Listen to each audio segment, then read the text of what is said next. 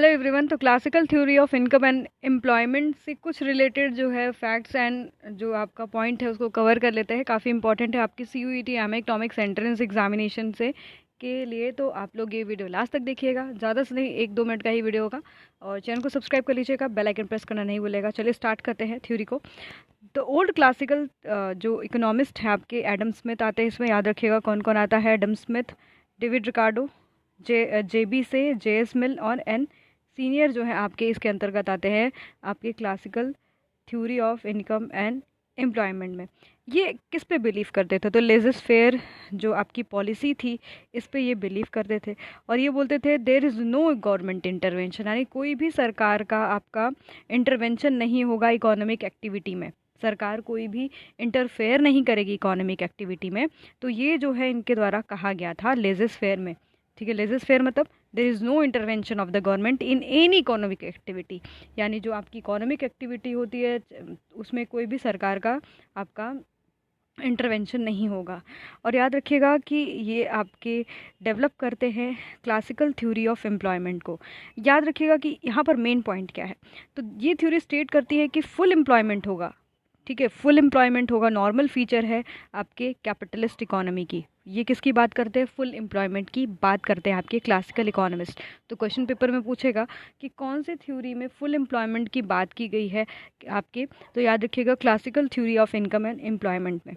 ठीक है, और क्लासिकल थ्योरी बोलते हैं कि जो इकोनॉमी है, जो फ्री मार्केट इकोनॉमी है, उसमें कोई आपका अनएम्प्लॉयमेंट नहीं है।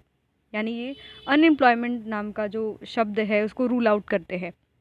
ठीक है, तो याद रखिएगा इन्होंने क्या बोला कि अनएम्प्लॉयमेंट नाम की कोई भी चीज़ नहीं है इकोनॉमी में, और economy would always be in full employment equilibrium, और ऑलवेज हमेशा आपकी इकोनॉमी कैसी है? इक्विलिब्रियम में है। अब इसके कुछ एजम्पशन की बात करते हैं। तो JB जो से का आपका लॉ ऑफ मार्केट है, supply creates its own demand. ये भी आपके पेपर के लिए इम्पॉर्टेंट है। सप्लाई जो है खुद ही डिमांड को क्रिएट करती है। Supply creates its own demand. ठीक है, ये पॉइंट याद रखिएगा। ये किसके द्वारा कहा गया? JB से के द्वारा कहा गया। ठीक है, और फ्लेक्सिबल इंटरेस्ट रेट की बात करते हैं। ठीक है, ये कैसी इंटरेस्ट रेट की बात करते हैं? फ्लेक्सिबल इंटरेस्ट रेट की बात करते हैं। फ्लेक्सिबिलिटी वेज रेट में भी इन्होंने बात किया है। Very important. क्या है अजम्पशन आपकी इस थ्योरी का, क्लासिकल थ्योरी ऑफ एम्प्लॉयमेंट का? फ्लेक्सिबिलिटी इन इंटरेस्ट रेट की बात करते हैं, फ्लेक्सिबिलिटी इन वेज रेट की बात करते हैं, और आपका सेज लॉ है इसमें आपके क्लासिकल थ्योरी ऑफ एम्प्लॉयमेंट में। तो पॉइंट याद रखिएगा क्या क्या है कि आपके इसमें एडम स्मिथ, JB से, JS मिल है ना, एन सीनियर, ये सब आते हैं। फुल एम्प्लॉयमेंट की बात करते हैं कि इकोनॉमी में क्या है? फुल एम्प्लॉयमेंट है। कैपिटलिस्ट इकोनॉमी में फुल एम्प्लॉयमेंट है। कोई भी सरकार का, गवर्नमेंट का इंटरवेंशन नहीं है इकोनॉमिक एक्टिविटी में। और इकोनॉमी में कोई अंडर एम्प्लॉयमेंट नाम की या फिर अनएम्प्लॉयमेंट नाम की चीज़ नहीं है। और इसी के अंतर्गत हम लोग JB से का आपका supply creates its own demand देखते हैं।